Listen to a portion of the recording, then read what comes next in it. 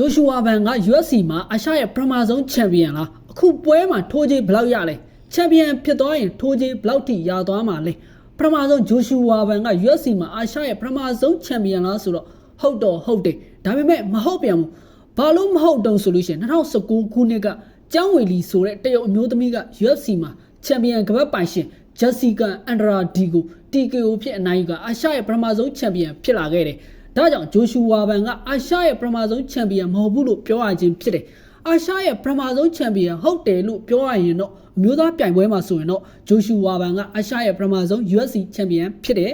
အာရှနိုင်ငံတွေကိုကိုစားမပြုပဲအာရှသွေးပါတဲ့ချန်ပီယံတွေတော့ရှိခဲ့ဘူးပါတယ်ဒါပေမဲ့သူတို့ကအာရှနိုင်ငံတစ်ခုခုကိုကိုစားပြုခြင်းမရှိတဲ့အတွက်ထိတ်မတွက်ရခြင်းဖြစ်တယ် UFC 323ပွဲစဉ်မှာလက်ဇန်ဒါပန်ဒိုဂျာကိုအနိုင်ယူပြီး flyweight champion ဖြစ်လာခဲ့တဲ့ဂျိုရှူဝါဘန်ရဲ့ထိုးခြင်းနဲ့ပတ်သက်ပြီးအတိအကျတရားဝင်ထုတ်ပြန်ချက်မရှိသေးပေမဲ့ခံမဲကြီးတက်ချက်မှုများအရစုစုပေါင်းအမေရိကန်ဒေါ်လာ2,800,000မှ4သိန်းဝန်းကျင်မြန်မာငွေနဲ့ဆိုရင်3,800,000မှ3,100,000ကျော်ရရှိသွားပွဲရှိပါတယ်ဂျိုရှူဝါဘန်ရဲ့ချန်ပီယံစိန်ခေါ်ထိုးခြင်းကအမေရိကန်ဒေါ်လာ3သိန်းကနေ3သိန်းခွဲကြားရှိနိုင်ပြီးပန်ဒိုဂျာကိုနိုင်လိုက်တဲ့အတွက်ကြောင့်အနိုင်စုခြင်းနောက်ထပ်ဒေါ်လာ3သိန်းမှတသိန်းခွဲထပ်ဆောင်ရရှိနိုင်ပါတယ် UFC သဘောအရတိုင်ဘက်ကိုပထမအချီမှာပင် TKO နဲ့အနိုင်ယူကချန်ပီယံဖြစ်ခဲ့တဲ့အတွက်ပွဲစဉ်လိုက်အကောင်းဆုံးစမ်းဆောင်ရည်စုဒေါ်လာ9,000ကိုလည်းရရှိနိုင်ခြင်းများပါတယ်နောက်ပြီးချန်ပီယံစိန်ခေါ်သူများတော့တတ်ပေးရတဲ့ဒေါ်လာ32,000ဆိုတာရှိပါသေးတယ်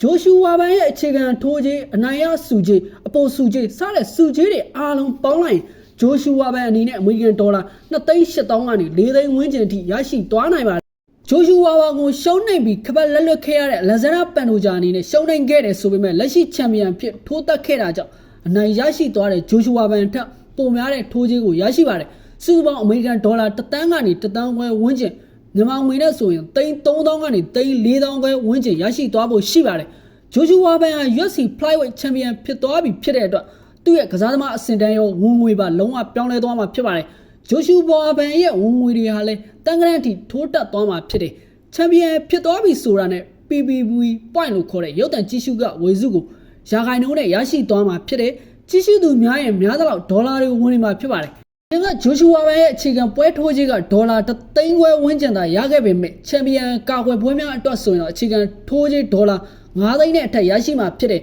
နောက်ပြီးစပွန်ဆာထိုးကြီးဆိုတာရှိပါသေးတယ်ဂျိုရှူဝါဘန်ဟာချန်ပီယံဖြစ်သွားတဲ့အတွက်စပွန်ဆာထိုးကြီးဒေါ်လာ42,000ကိုပွဲတိုင်းရရှိသွားမှာဖြစ်ပါတယ်ဒါကြောင့်ဂျိုရှူဝါဘန်ဟာနောက်ထိုးမဲ့ပွဲတွေမှာအနည်းဆုံးဒေါ်လာတန်ကနန်းကနေစရရှိတော့မှာဖြစ်ပါတယ်